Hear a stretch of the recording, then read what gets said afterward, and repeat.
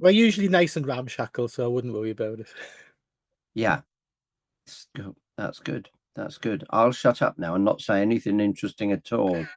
And you'll be like, oh my God, what are we going to use from this? You should have heard what he said before, folks. Yeah. Exactly. Yeah. Do you know he was really good before we hit record? Let's do an intro. Let's do it. Let's do it. Hello Hello.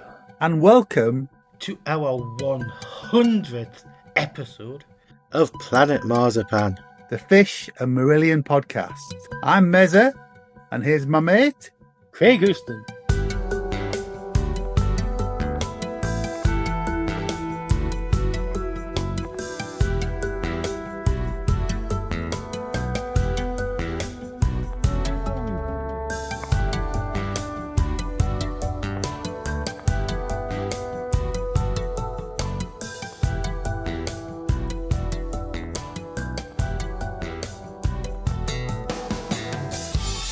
Hello, welcome to Planet Marzipan. I'm Mezza. I'm here with my good friend Craig for our episode number 100. 100. Yes. Oh, blimey.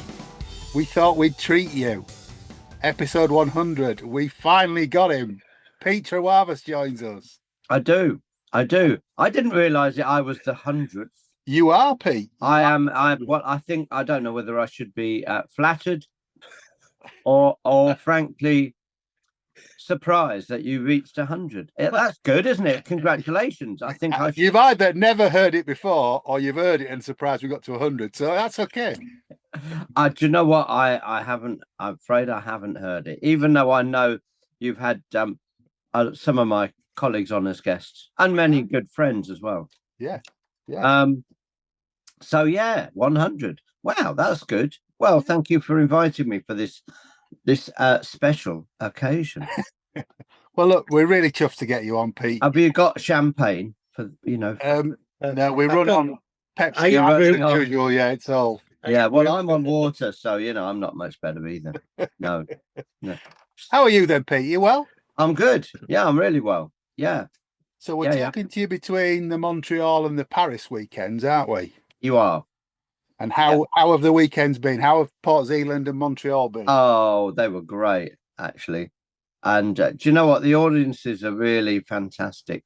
I mean, Port Zealand has just become bigger than the concerts and, the thing we do, the thing we set out to do. It's got its own atmosphere and it's got its own vibe, and it's people meeting up. It's almost as if the concerts are kind of a secondary thing, almost. Not that they are, but I know they're the reason for everybody to do it, but it's like there's so much more to it that people get out of it, which is great.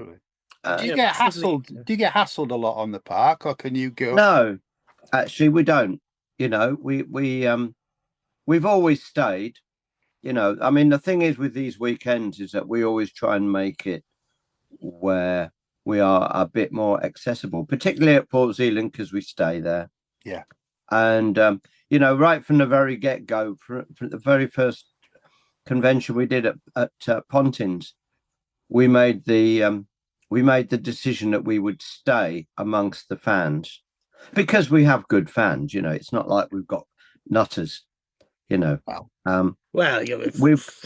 present company except. I mean, there's no one more. The nutters are on stage. Trust me. There's no one that's gonna be worse to be around than the band. Take that as you will. Yes, we will. Yeah. Yeah. I think I can only get away with saying that because we get on so well. Actually, you can see it. You can see it. Yeah. Yeah, we stay in Port Zealand. We're normally a few doors up from you with Mark Kennedy and Vanessa and stuff. Oh, cool. Yeah. We're in it's the quiet corner of the park. It is the quiet corner of the park. Yeah. Out of the way. It's a long walk to Party Central, as we found out. But yeah, it's funny that because when the kids were small, they'd stay with us.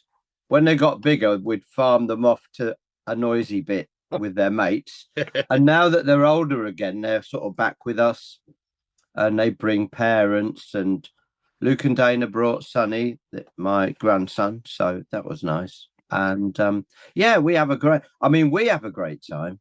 The fans had a lovely time, and I must say a huge thank you, because I was really, so welcomed back. The love in the room was fantastic, so which was lovely. Which was, it really melted my heart and made me quite. It was quite humbling, actually. Yeah, it's like every 5 minutes, all you could hear was Pete, Pete, Pete, Pete. I know. It's lovely. Was Lovely it and very slightly grating all at the same time. was it a relief for you to get back on stage with the band, Pete? It was a relief for me to get off stage on the last show, actually, because it's like, yes, I've done it. Because, when we agreed to do it, we thought, okay, well, the first thing I did was see I saw my two specialists. I've got a medical specialist and I've got a surgical specialist. So I saw both of them, cardiologists. And then I saw the head of the physio team that's been working on my fitness and getting, the rehab back from all of those situations I went through. And I said to him, I said, look, I said to the two cardiologists, this is what I need to do next year. Is this something that's feasible? And they said, I don't see why not. And then I went. They said it's really up to you. And the guy who did the last operation on me. Well, it wasn't. It was a procedure. I had some stents fitted to correct the bypass, because the triple bypass failed. Wow. Not many people. Well, you will now, but people will know now. And I didn't mention that it had failed because I didn't want to freak everybody out, and I didn't want, I didn't need more sympathy than I'd already had. I didn't want to feel like I was milking it, Yeah. And I also needed a little while to get my head around that. I'm sure, yeah, because that's quite serious news. But they were brilliant, and I was fixed up, and I'm on a lot of medication to make sure that it stays fixed, and my condition is managed. And so the cardiologist who is looking after all of that said, look, he said, you're a safe. He said, I know that you're safe. I know whatever you do and whatever happens. And he said, you can exercise, you can trust your body, you can exercise more than you think. And he said, if you have angina, don't be concerned about it. Let the heart work through, he said, rest and let the heart work itself out. He said, because the heart is an amazing muscle, and it will find every way it can. He said, there's lots of arteries now. He said, you've got the arteries that are in place. You've also got the blocked arteries that are still there. He said, so there's lots of ways for your heart to get the blood it needs and feel happy with itself. He said, sometimes you'll just overwork and you need to rest, settle down, and then get back to it. He said, but the more you do, the more it will get stronger. Yeah. He said, like any muscle, and that's what my physio said. My physio said, you can do what you want. He said, honestly, he said, trust yourself. You can push yourself now. You can be as fit as you want to be. Yeah. It's just up to you. So I've been doing that. I've been doing a lot of exercise and walking and stuff. And so before, when we started rehearsing, the first decision I made was to stand up for every rehearsal, because I usually do. And I thought, well, I'm just gonna, so I'd stand up most of the day all the time. And it's like, well, that's a good start. But I didn't know, if I could manage the 3 shows until I did it, really. Yeah. But, I expected to be able to, because whenever we've rehearsed in earnest and you know, for the first, I was absolutely shattered after the second night. I'm glad we had a break. Yeah. You know? I'm glad we had that day off because I really needed it. Yeah. And I'm sure the rest do because we're not getting any younger, you know. None of us are, Pete. No. And the thing is, you know, I mean, okay, I've got a reason for, you know, being a little bit more careful, but you know, the voice, you know, singing, being a singer, that's a physical thing. That's a really physical thing.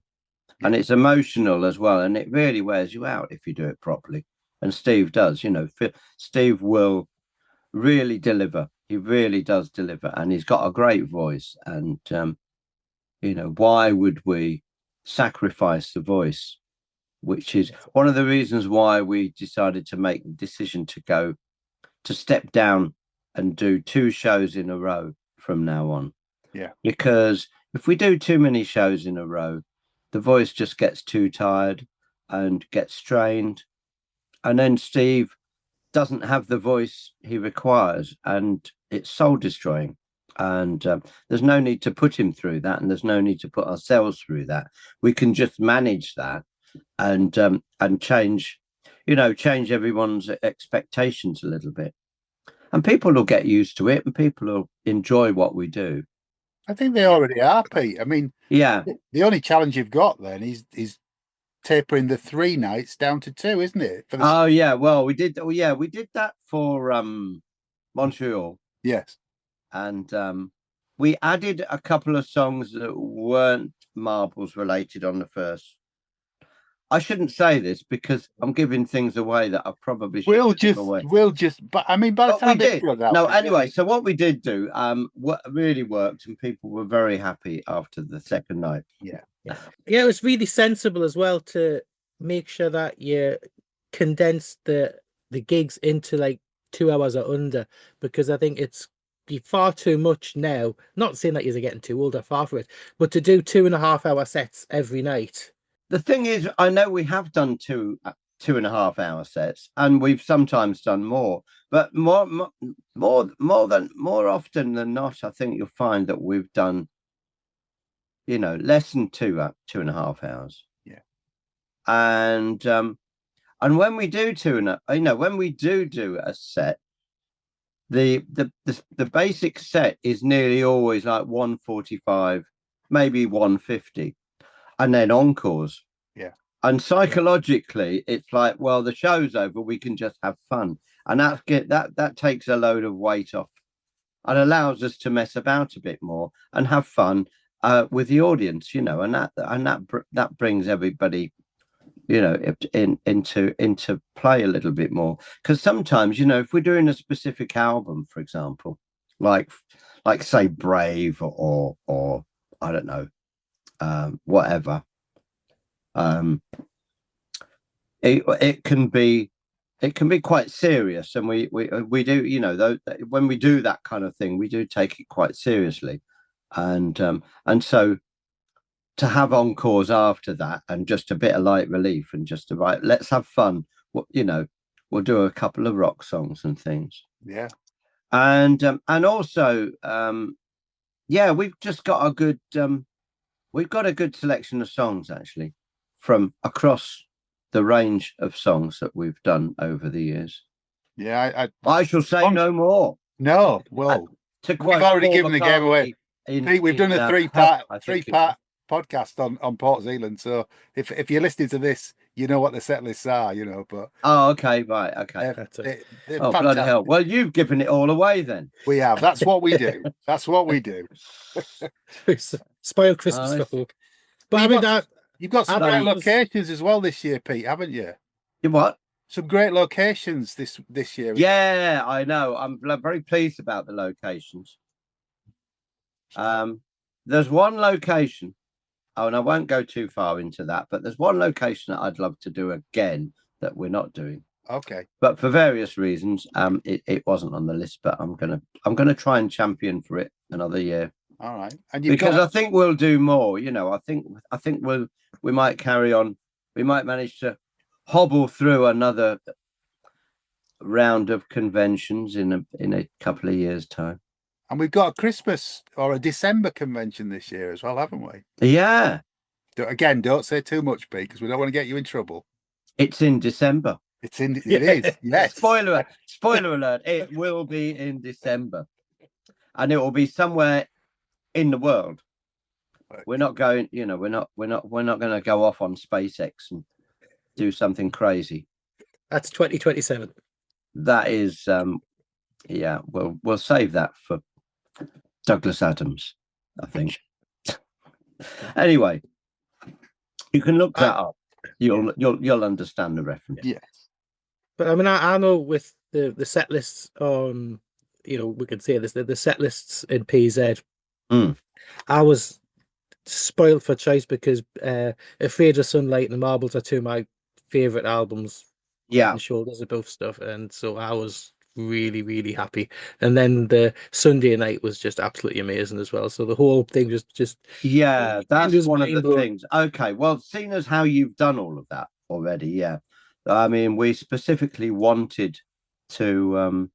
I mean, it just kind of turned out that way, but we did specifically want to, give a good goodbye to Port Zealand, and I think choosing Afraid of Sunlight was good. Choosing Marbles first was really good, I think, because Marbles is, it is a good album.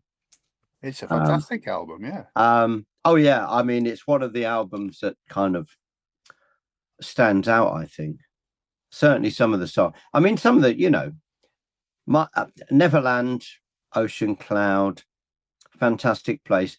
They're kind of, and Invisible Man. They're kind of staples of classic sets, almost. And then we did, we did a kind of a collage of stuff as well between Season's End and the early years. Well, it was a tribute to the Season's End set list, wasn't it? Yes, yeah. Well, that's what it all started out with us just thinking, why don't we take 2 or 3 classic set lists, and then it kind of morphed into something slightly different and probably a little bit better because there's always 1 or 2 songs that you might want to change in a set list, even after you've done it. No, after a whole tour. So we think, it's a shame we did that instead of that, Oh, yeah, why didn't we think of that then? And how was it working with the choir as well? That was amazing. It was, wasn't it? Yeah, that was lovely. That was really lovely. Did they get much time to rehearse with you or not? No. Oh, no, they literally flew in. I mean, H had played with them. Yes. Yeah. With, I can't remember their name now, but Ranastrana or yeah. No, it was another. No, it was Ranastrana. Was it? Yeah. Oh, okay. In May. It was.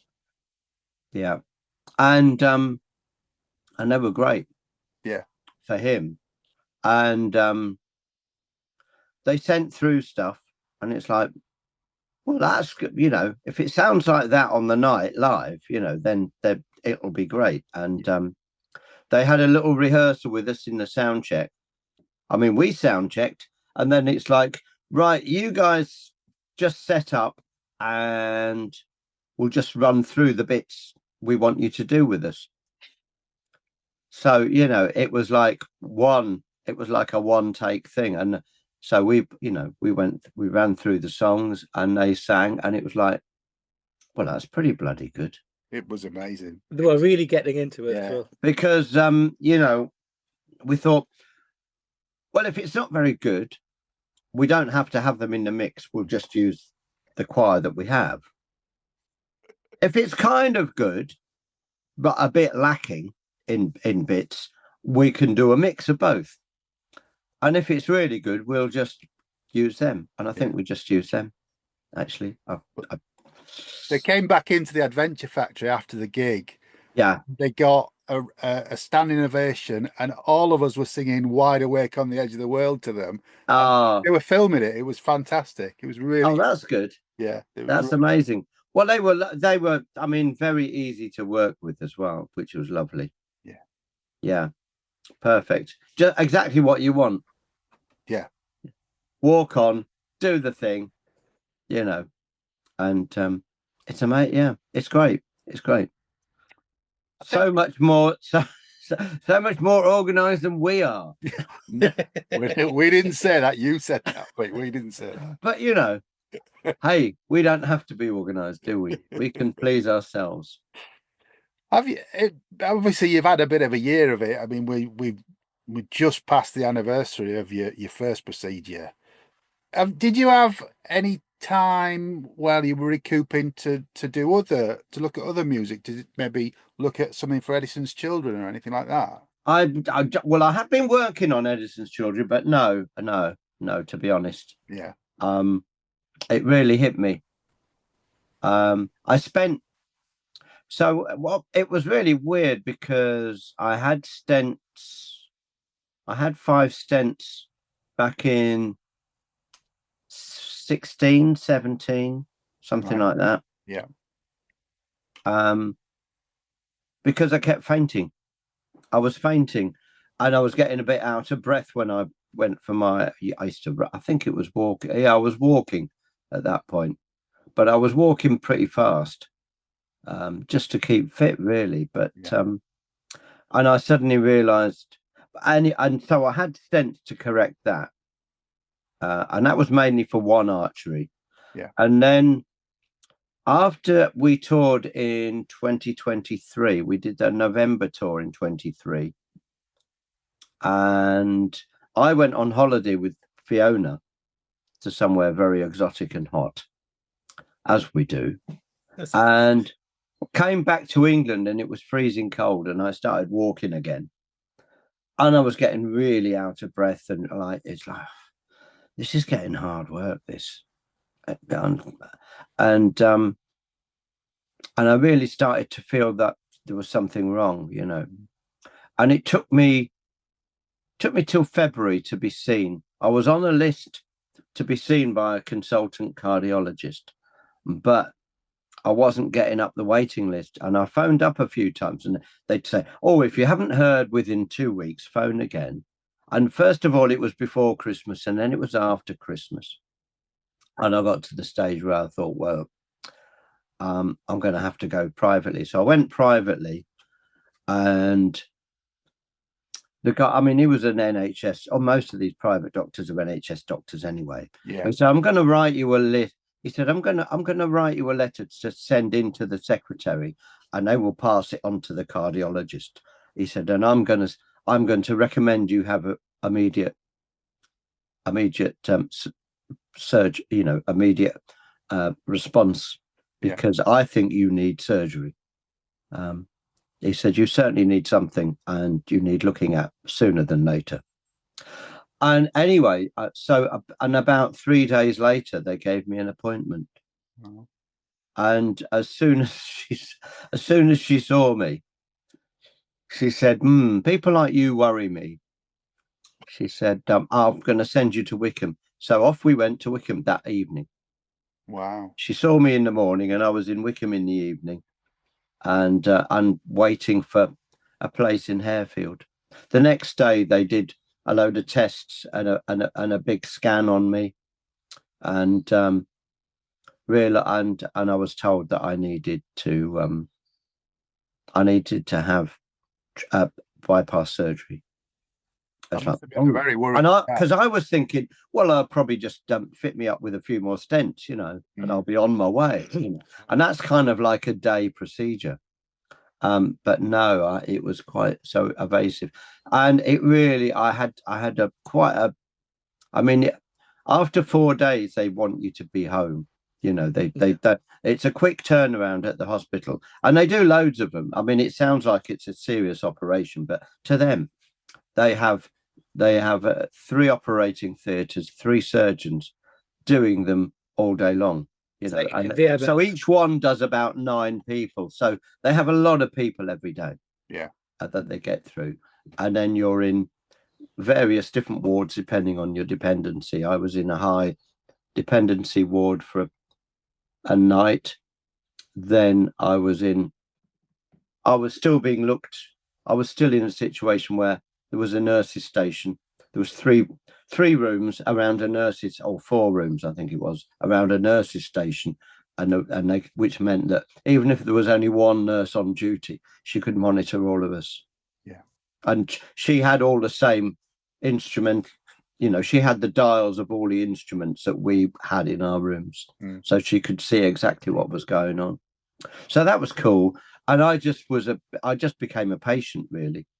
It's very quick to get institutionalized, especially when you think, well, because as soon as I was in a hospital, it's like, well, I'm in the right place now because I know I need looking at.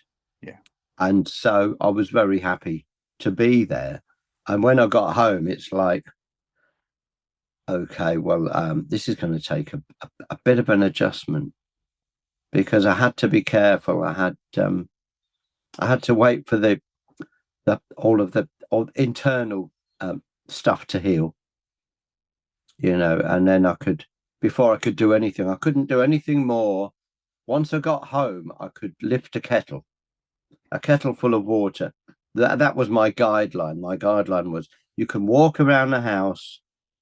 If you feel tired or strained, sit down, and you can lift a kettle and make tea and stuff like that, but don't do any bending down, and don't do any lifting.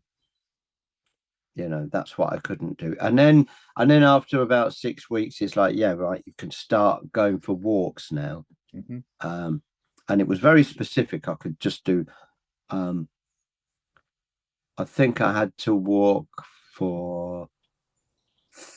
started off walking for 3 minutes a day or something, and every day I added a minute, and then after about 2 weeks of a week of that, it was like, now you can add a bit more time, and and then it got to a stage where, okay, so when you're doing 20 minutes, you can start walking a little bit faster, So I just and eventually it's like, right, you can walk properly now, but you have to warm up for 15 minutes and cool down for 15 minutes at the end, which is what I'm still doing. But I walk for half an hour in the middle at a certain pace that I know I'm, we'll get I've got to get my heart rate up to a certain amount, but not over another amount. That's what I have to do. So then of course I had the stents. The stents really worked well, and I've got, as I said, I'm on quite a lot of medication, and I'm almost back to normal. Well, I am back to normal now. I can run around a stage as much as I do these days. That's what I was about to say, Pete. On stage, you look like the old Pete. I was very conscious that I was going to do that. Yeah, I wasn't. I didn't want to be the guy who shuffles on and sits on the stool, and it's like, oh, it's a shame about Pete, but but never mind. It's nice that he's back. I wanted to be like, guys, there's nothing. We're back to kicking ass again, or kicking butts, or whatever people kick these days. Add your own. So you've got the conventions, the weekends running up to pretty much the edge of the summer. Yeah. And then you'll get take it a good few weeks or a couple of months off for the summer before you even start thinking about anything else. We have a festival. Yeah, they play. Oh, in September, isn't it? Yeah, September. Yeah. In September. Before that, we're all taking. Well, we usually give ourselves a month so that everybody can fit time in that they need, because some people have got like, well, we've got to go to Brazil to see such and such, or we've got to go to Oslo Norway, Denmark, or so I've got Fiona and I got a couple of holidays booked to bookend to that month of July, I think it is, and then in August we're going to be working on the new music. Ooh. I'll call it a new album because we always do call it a new album, but effectively at the moment it's a collection of songs and interesting things that we think that could work somewhere, but we're not quite sure how we'd marry it with anything else. But usually, I mean, Mike has a plan. Mike will say, well, I think this bit can, because he'll send round a few suggestions and say, how about working on these? And usually up to a certain unless something's kind of not hitting and not working, we tend to leave decisions that Mike wants to work on up to him, because he's the producer. And we've kind of learned that we've got to trust his judgment. It's very hard for us to trust anyone's judgment, even our own. Sometimes it's like, but is this good? I think this is good, but is it good? But there's no point forcing Mike to try and have a vision for something that he doesn't have a vision for to start with, So we're at the situation where Mike will give us a half a dozen suggestions of what to work with. And then sometimes we'll say, oh, well, if you're thinking of that one, I've always thought that this could go well with that, so there'll be a few other things that will kind of be introduced as well. And we just simply go through bits and pieces and like how things could fit together. And, sometimes they're lyric driven, and one or two things are sometimes a bit more musically driven, and it all works out in the end. We end up with a few things like Crow and Nightingale and Care, and then a few of the other sort of songs as well. Yeah, we interviewed Mark 2 or 3 months ago. Yeah, talked about the change in the writing process, and the last two making ofs that came out that James assembled that came out at Port Zealand. Yeah, really highlight the difference, because Holidays in Eden was very much people bringing sections in and bringing songs in. Yeah. By the time you get to An Hour Before It's Dark, the making of is more like a remix album. You can see the way the songs build up from the jams. Yeah. I mean, An Hour Before It's Dark was an interesting. It's a good example of that change in the writing process. One of the things we've done. For years, we used to jam for weeks and weeks, and sometimes months and months. And we'd go into the studio kind of midday, 1 o'clock, something like that. And we'd jam till 4 or 5 in the afternoon. We'd jam until literally somebody said, stop jamming. And, Dave Megan would, it started probably with, let's see, Stuart. Was Stuart before Dave Megan? Yeah, I think he was. Yeah. Stuart, Every, and then Dave Megan was kind of recording stuff. But we did at that point, we would probably tend to record when we had a good idea. It's like, oh, that's good. Shall we record? Shall we start recording? And then it got to a point where we should record everything. So we did, but we had hours and hours of stuff, and a lot of it wasn't really that good, and it wasn't, or it wasn't, we'd just be repeating ourselves for like half an hour, and it was a lot of fun to play, but not really conducive to being able to pick songs out of something. So over the last, probably with Fear and maybe with Sounds That Can't Be Made as well, we've kind of tried to build the writing sessions into something a bit more compressed. So we'll write, we'll jam for half an hour, and if it's going well, we'll carry that on. And also another good thing to do for us was to jam while we were doing something else, because you have a different mindset. You're not going into the studio thinking we're writing today. You're going into the studio thinking we're rehearsing or we're recording this particular song, but before we do or after we do, let's have a bit of fun, you know. Yeah. And because it's you know, no one, I'm the only person I know in the whole world who's a musician that likes rehearsing. No one else does, but I do. I love the process. I just love playing. I mean, I just love music, and I know we all do, but I seem to get a special buzz out of. I think really it comes down to being able to work on how we play a song, and I like the process of the band getting tighter, yeah, and working out what's working in the rhythm section, and you know, it's like it's just really nice, and I like analyzing what I'm doing, and it's like, yeah, that's I could play that slightly better, or you know, I just get really comfortable when I really know you know what I'm doing and I've covered my bases. Is it about you being mentally prepared for the gigs then? Probably. Yeah. Probably. It might be to do with that. Because that gives you a confidence walking on stage then, doesn't it? Well, yeah, exactly. Yeah. I do like to walk on stage knowing what I'm doing. It's always best, isn't it?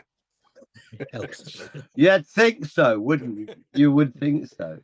Yeah. I know, but on the other hand, there is a strange thing where you can be over prepared and people just think it's a bit boring.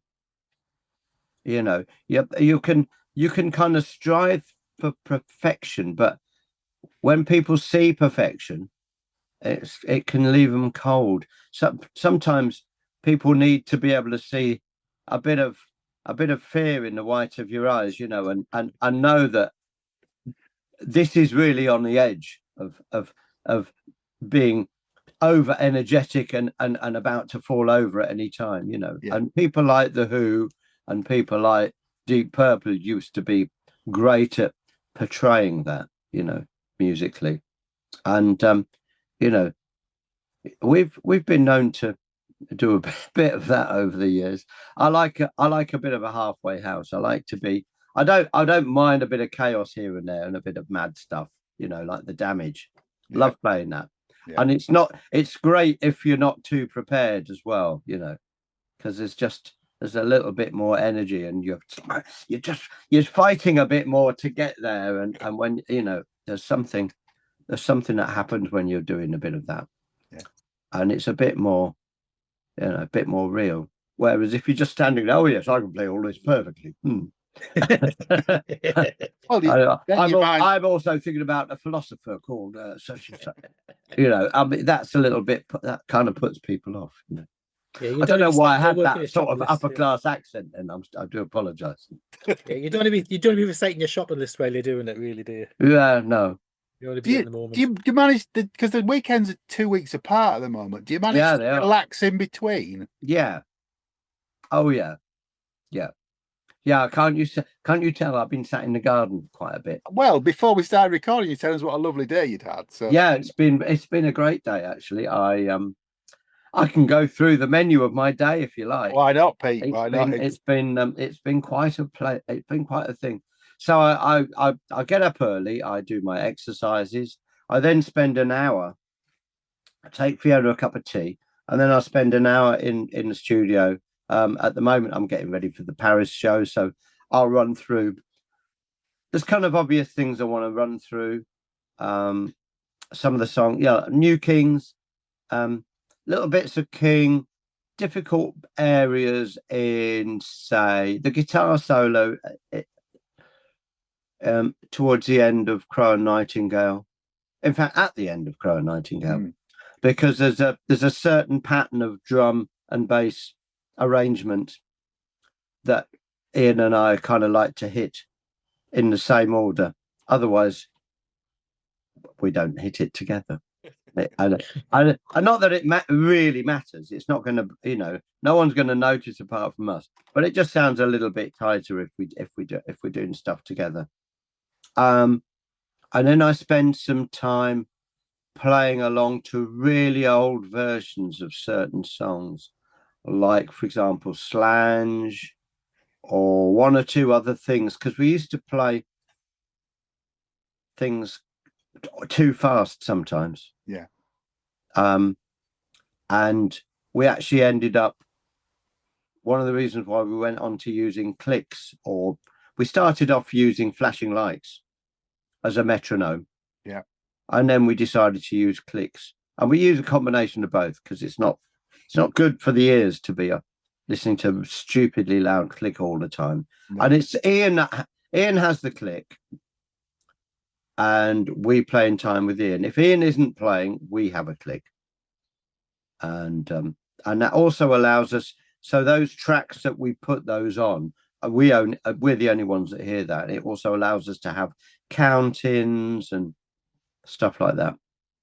Yeah, we don't have somebody talking, we don't have a talking track going along telling us everything, but we do have count-ins for various sections. Well, Ian was saying he popped his head in when we were talking to Lucy a week or so ago, talking about the moments where H hands the microphone over to the audience to sing. And because he's not got that in his ears, he doesn't always know where he is in the song. Because he sometimes... Yeah, that happened. Yeah, that can happen. But I mean, that's one of those moments. And that's one of the reasons why we sometimes will drop a click out. Like for certain songs, Invisible Man is one of them. And there's a few others. What else? Oh, Fantastic Place and one or two others that have clicks. But the click will either join in after the beginning of a song, or we'll drop the click out for a bit where we want to be a bit freer. Mm. And then there's always half a dozen songs where we're not going to use a click for that. It would be much more exciting if we don't. Yeah, there's a few songs, and we might have a counting. Yeah. And or we might have a click for the first 4 to 8 bars or something, just to get us steadily start us off, and then in theory at the end of the song we're still would be in time with the click. Yeah.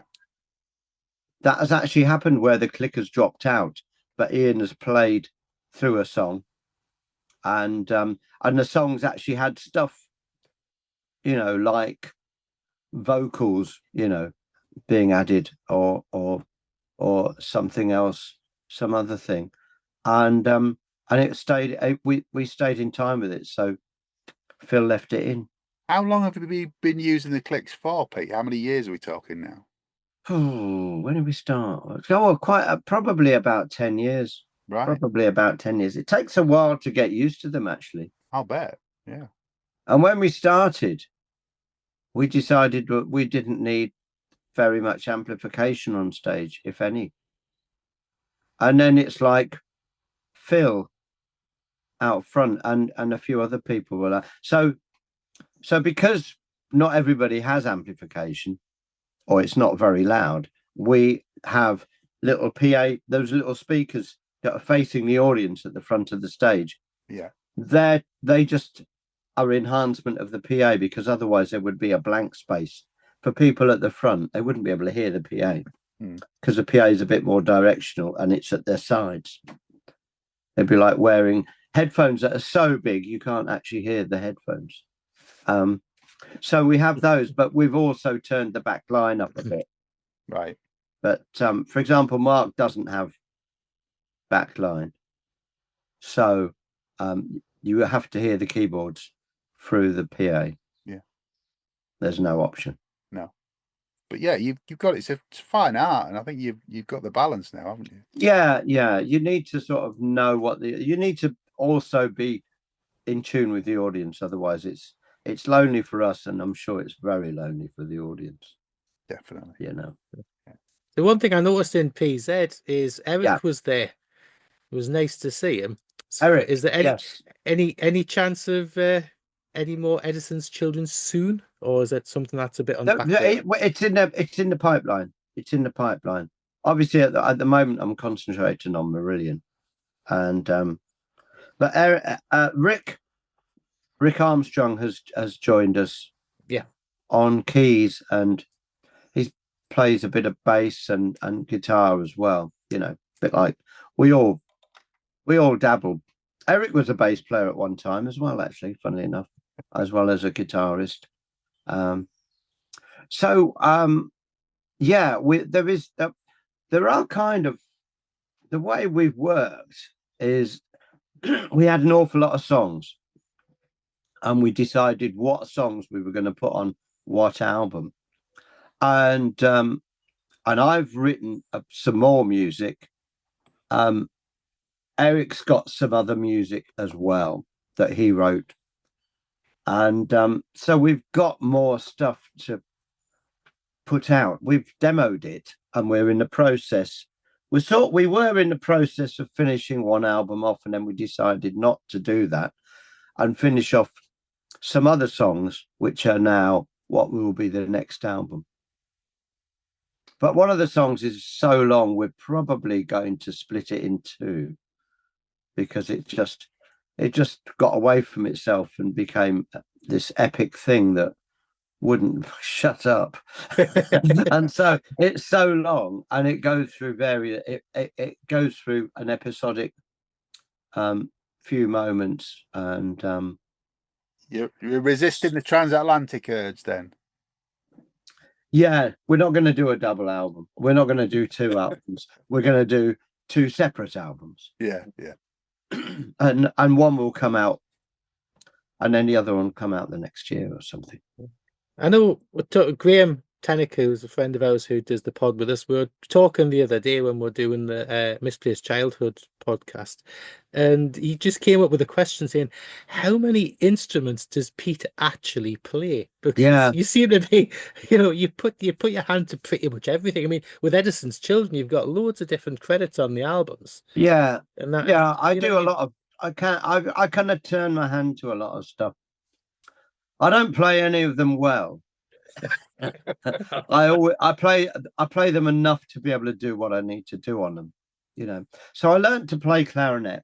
The first thing I learned to play was ukulele, which gives you the basic, the four sort of basic chord shapes that you need for guitar, but obviously it's a 4-stringed instrument. So, and one of the reasons that guitar playing back in the 60s the 50s and the 60s was kind of so different to today was because a lot of people grew up listening to ukulele music, and there's a lot of guitarists would simply take ukulele chords and transfer them onto electric guitar when they were playing rhythm guitar underneath a band.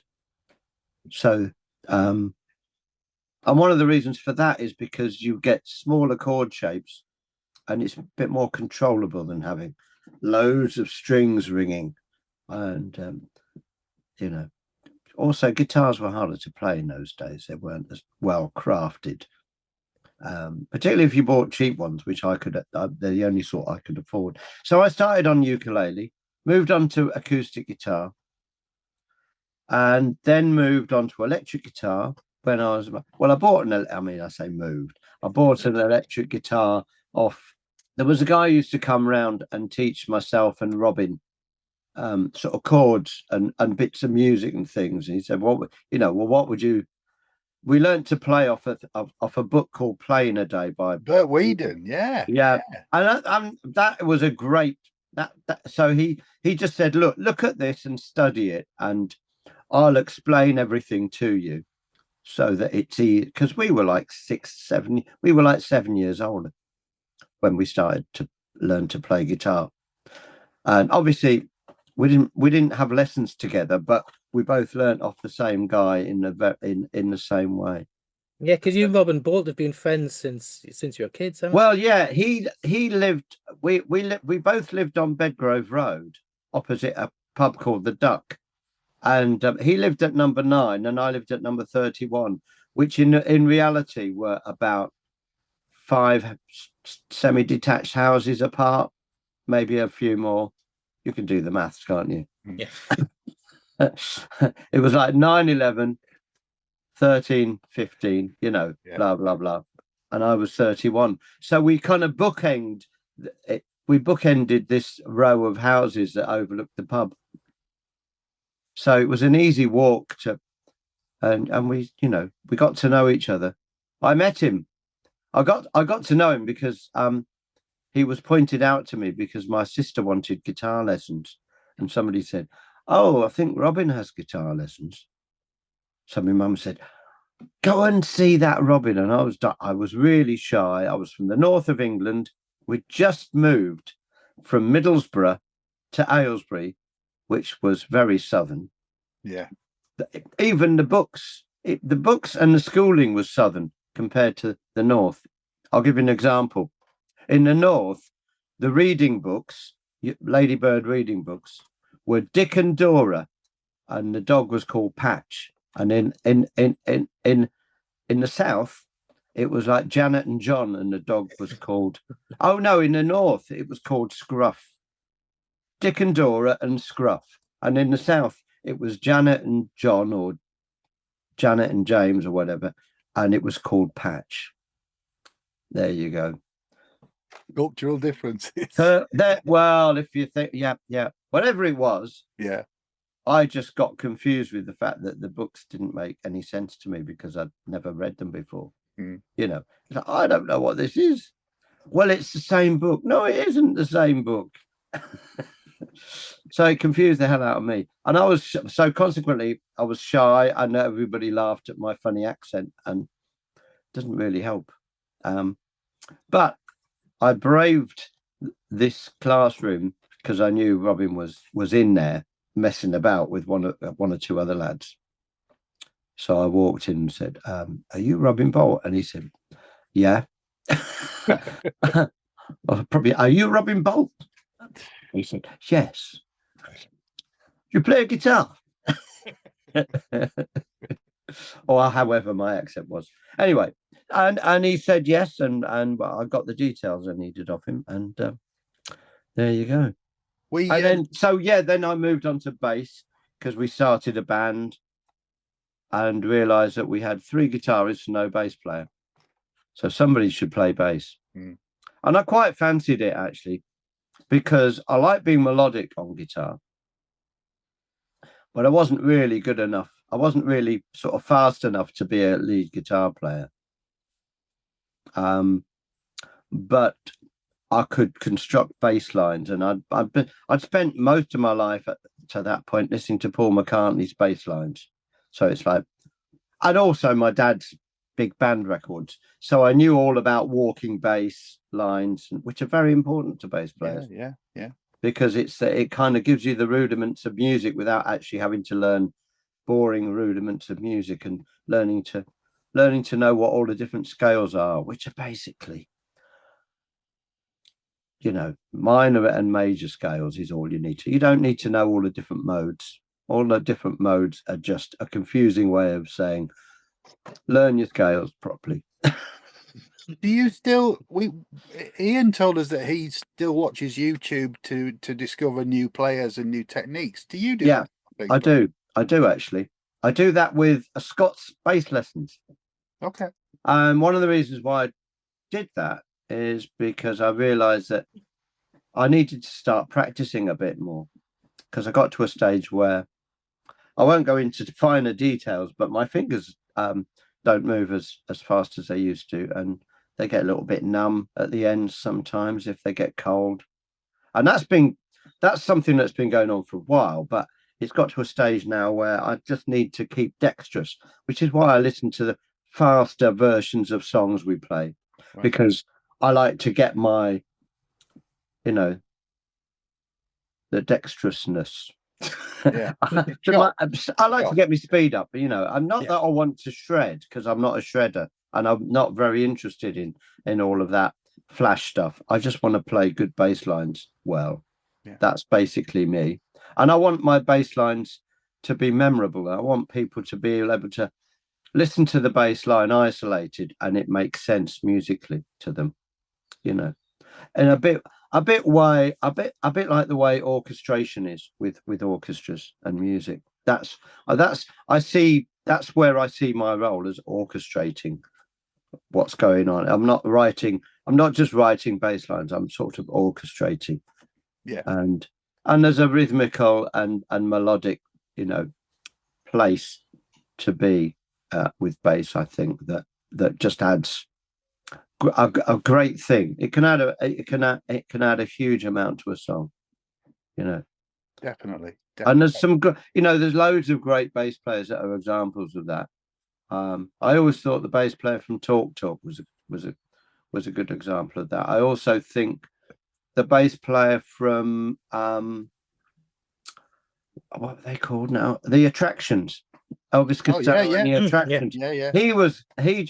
He just had a great thing going on. XTC's bass player, another one. Amazing amazing bass lines amongst amazing songs. Yeah. You could just I could just listen to his bass lines all on their own. And so stuff like that really just kind of appeals to me. Yeah.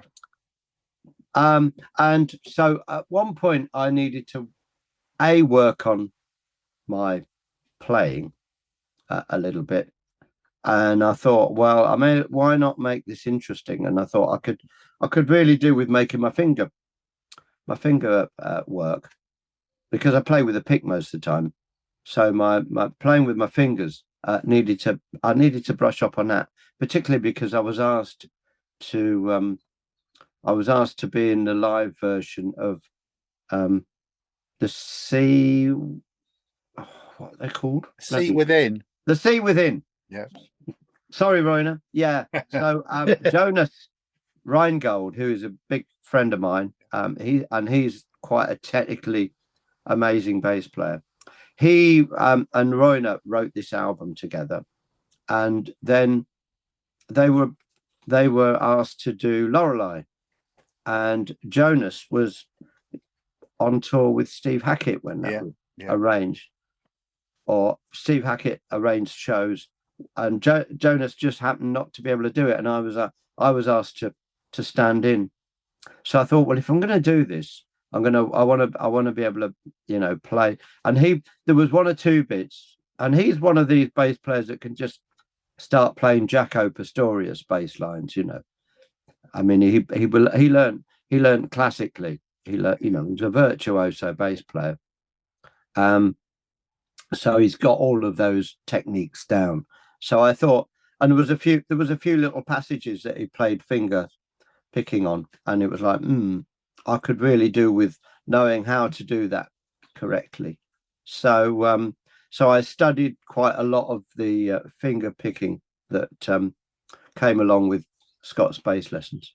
And also, you learn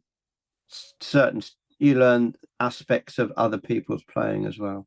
Yeah, that's what Ian was sort of saying. Because they feature other bass players that I may not listen to and I may not be interested. I may not have really known about. Yeah. There was one interesting thing. For example, the bass player with Devon Townsend, who I'm not really that familiar with Devon Townsend and the band, but he was on, and he was saying he always uses a medium pick. Now I always use a heavy pick. And he said the reason why I use a medium pick, particularly to record, is because the pick has more give in it, and it sort of is a natural way of compressing what you're doing when you're playing with a pick. And I thought, that's interesting, and it is. So sometimes I use a slightly softer pick. Now, interestingly enough, when I record, I sometimes do stuff for other people, and there's a guy called Frank Simmerlane who is in a band with Marco Miniman. Oh yes, yeah. The Something Pilots. I'm not sure on that one, Pete, but I'm not. I can't remember what they're called now. Oh, Legacy Pilots, right? I think it is. And I've known Frank for quite a while, and I got to know Marco from playing with him in The Sea Within. And so I was asked to play some bass lines, some bass. And I said, well, I'd like to play with Marco. And he said, yeah, sure. So and when I do those, I quite like using a very light pick, because it gives a very different kind of tone. Gives quite a bright, very bright, zingy kind of brightness. That's terrible, isn't it? Yeah, it gives a real brightness, but you can and also obviously you can dial in as much bottom as you want as well. Yeah. So it just gives you a kind of a cool kind of sound that is a little bit reminiscent of Rickenbacker. Wow. And there's a certain sound that I've always loved, and it is the sound of the bass guitar, the sound of Mike Rutherford's bass on Selling England by the Pound, particularly the Battle of Epping Forest. Yeah, it's an amazing bass sound, and it's just got a lovely high-end ring to it, and it's got that beautiful bass bottom as well, and so it's quite a dipped kind of sound, but it's just a great sound, and it works. It's a busy old track, that, isn't it? There's a lot going on. It's a very busy track, but yeah. Do you know what's great about those songs is that they, if you look at it now, if a band was doing that sort of thing now, they'd take about 45-50 minutes to do it. 20 minutes, the arranging and the way it was done, and yes, as well, most of their tracks that you think, oh, that's a really long song, 20 minutes, maybe 25 max. Yeah. They put so much music into some of those songs that are really actually quite short. Yeah, definitely. Yeah, it's incredible. There's a craft to that, but also, I always, I loved Yes, and I really loved Chris Squire, and I took a lot from Chris Squire, but I took equally as much from Mike Rutherford really over the years. He's quite underrated as a player, Mike, isn't he? Really? Oh, he's a great player. He's a fantastic player. He's a really, really good guitar player as well. I mean, amazing. But his bass playing, very fast, very technical player. And at the minute on tour, he's having to sit down, though, isn't he? Because he's like back. Mechanics. Is he back standing up? Is he back? He broke his hip. He broke his hip. Oh no! Yeah, skiing. Oh, apparently. I think the last night and the night before in Oxford, he was actually walking again. So they're doing. Oh, that's good. They're doing I Can't Dance, and he's doing the walk. So he's back. It wasn't the I Can't Dance. It was the I Can't Dance walk, yeah. And he was sat down. Fantastic. Well, there's a kind of irony there, isn't it? I'm sure he saw the funny side of it as well. Yeah. But no, Pete, look, it's great to see you looking so well, and thank you. You look amazing on stage. Oh, good. Everything that I mean, I want to thank you for your honesty. Some of the stuff you've told us about today, you've not talked about publicly before, and Oh no! Well, you can feel your love from the audience, can't you? I can, I can, and it's really, as I said, it's really humbling, and it's a thing of beauty, and I take it away with me, and we'll cherish that for forever. It's just one of those. It's one of those amazing things about Marillion fans. They do always amaze us. We don't take this for granted. And I know we say that, and I know people think, yeah, blowing smoke, blah, blah, blah. But we really don't. We really don't. We realise, we know how lucky we are, because every other musician that we ever meet says, do you know how lucky you guys are? And we say, actually, yeah, we do. Because no one else has what we have. We have the Holy Grail. We have it all. We have just not too successful, so we can't split up, because we're bad enough. It's very difficult to get us in a room. But if we had enough money to fly off to our own private islands every 5 minutes, or just say, no, I can't be bothered to do a tour this year, sorry, then, or like, I'm a bit busy with my trout farm, actually. Can we do an album next year? That we'd never get anything done. So, and there's a beauty in being successful enough and sort of well known enough when you want to be, and to be able to go home and walk to, I'll say Waitrose, but I would normally say Tesco's, but actually we don't shop at Tesco's as much now. We've got an amazing Sainsbury's in Aylesbury now with a Starbucks in it. So That's my go-to shop. A win-win. Because you have a Starbucks or you have a coffee. Other coffee shops are available. I love Costa. I actually think I prefer the taste of Costa coffee, but Starbucks is just, it's got that thing, hasn't it? Yeah. They're everywhere. And you know, write your shopping list. Maybe have a cheeky bit of cake. Although I don't have that kind of stuff these days. I've even stopped eating chocolate. Oh dear. But there you are. That's a real sacrifice. That is a sacrifice. I mean, Easter's coming up, so that might have to go out the window for a couple of days. But generally speaking, I'm on a pretty healthy diet these days. Dust and cottage cheese is about it, really, for me. Rock and roll. Low fat dust as well. Yeah, I know, yeah. And I'll sit there with my slippers on, you know, thinking about the past.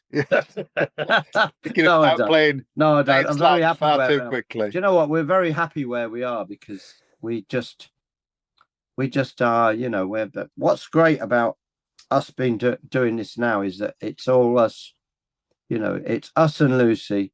And there's never that feeling in the back of your mind that, yeah, but a record company just wrote a check and made that happen, didn't they? You know, it wasn't really down to us. Yeah. It only happened because they wanted it to. And they could have taken it away at any time. And that's what record companies do, you know. Yeah. They kind of give you that element of doubt while telling you to write hit songs.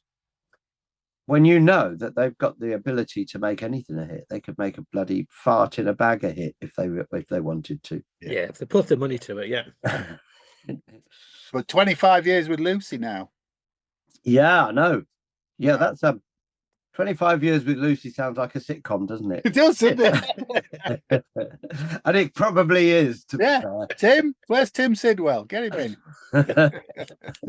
Maybe we should do the cartoon version, shouldn't we? Yeah. We should do the we haven't done a stupid video recently, have we? That's something we should. No. The last one we did, where we did the old the mock-up of the, you know, the thing.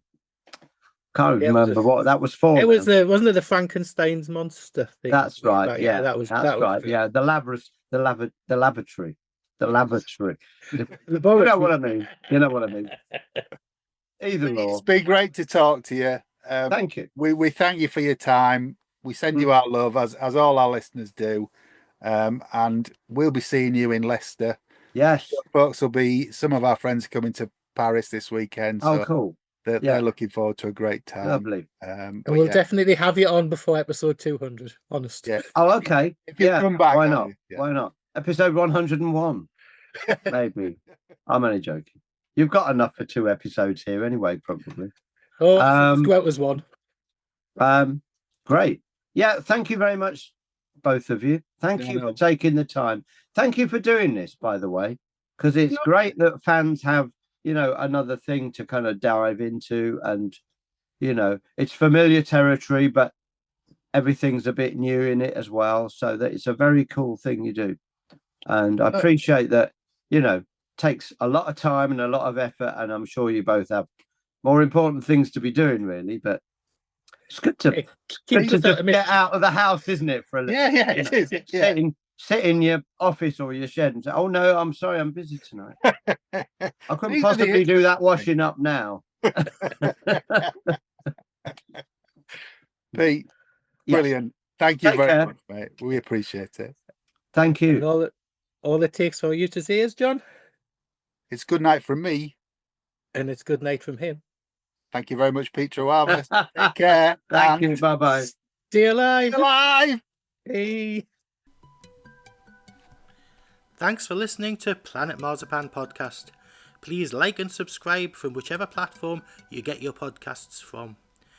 You can contact us at planetmarzipanpodcast@gmail.com and check out marillion.com, fishmusic.scot for all the good stuff.